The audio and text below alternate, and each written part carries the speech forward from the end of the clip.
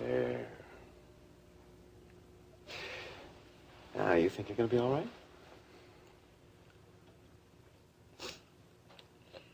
Yes. Apologize for having made a scene, Peter. Don't apologize to me. I'm just sorry you're so upset. I thought you and Dennis were working everything out. I thought we were, too, apparently. We weren't.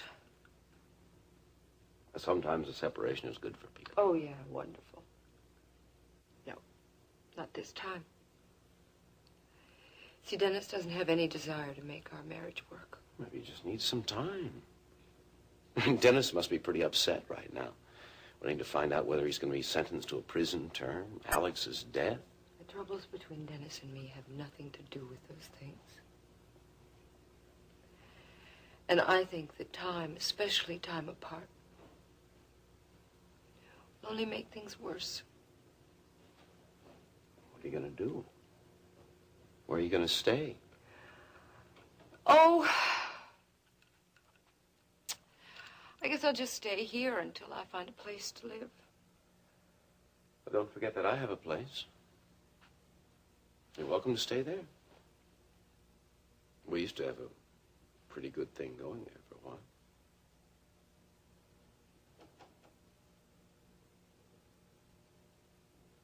It's sweet of you to offer.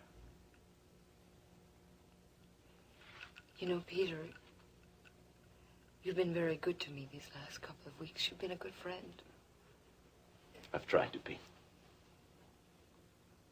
But like it or not, I think I'm just going to have to spend some time alone right now. Till I decide what I'm going to do with my life. Okay. I understand. I'm not going to try and push it. Just remember that the offer stands. Up there. I mean to check up on you.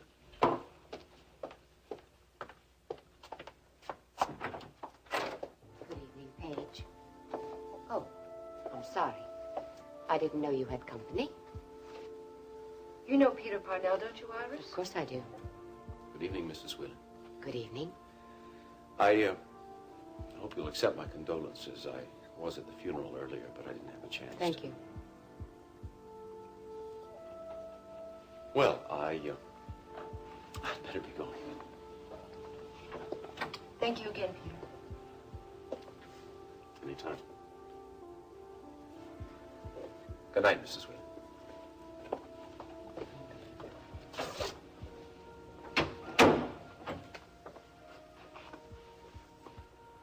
I suppose you've come to gloat over your victory.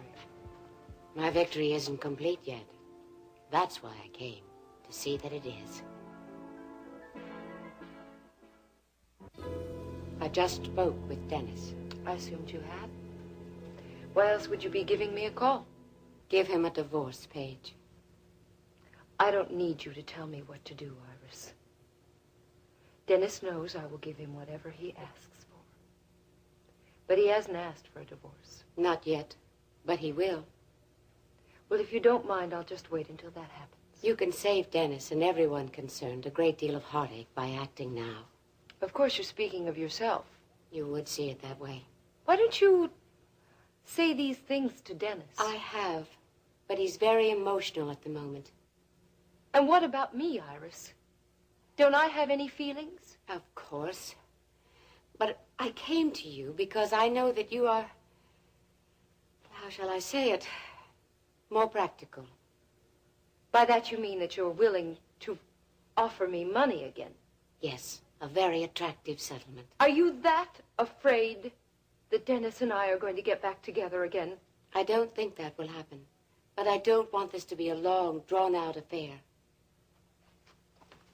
Well, Iris, I'm sorry. Your wants have nothing to do with this.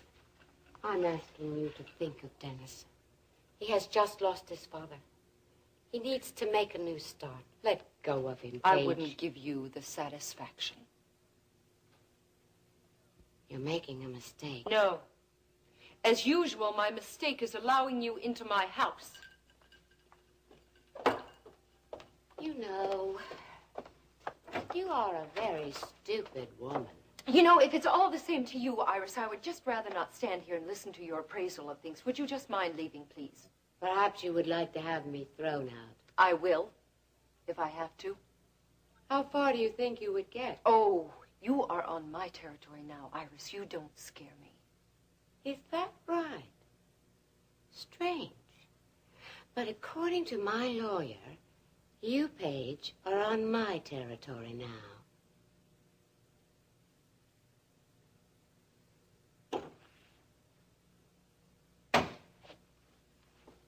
What are you talking about?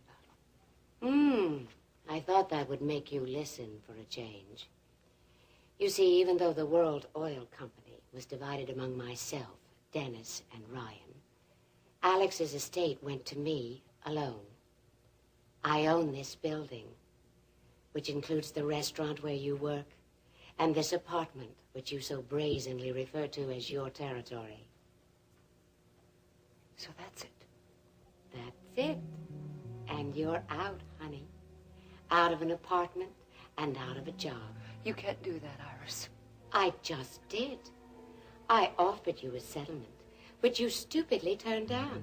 You left me no alternative. I'll see that Alfredo is notified to take over until I can find a proper replacement. And the security guards will be told that you aren't allowed in the building after tomorrow. You have got to be joking. Hardly. You were a fool not to take my offer. Now you've ended up with nothing. No home, no husband, no money. Poof. Nothing.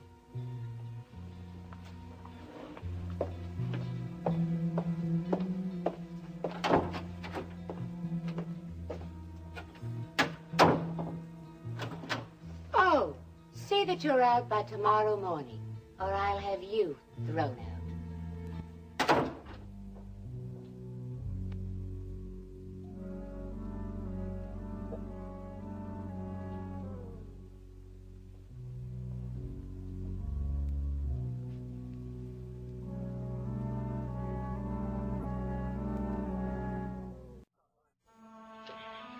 I'm sorry to stop by so late, but I didn't really get a chance to see Iris at the funeral. I was just wondering how she was doing.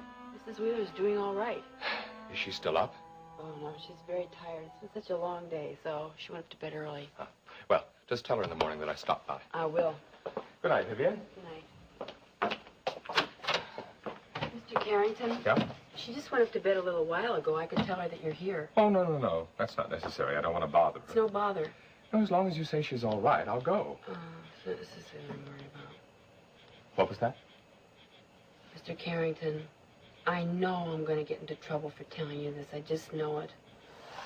Mrs. Wheeler's done something I think you ought to know about.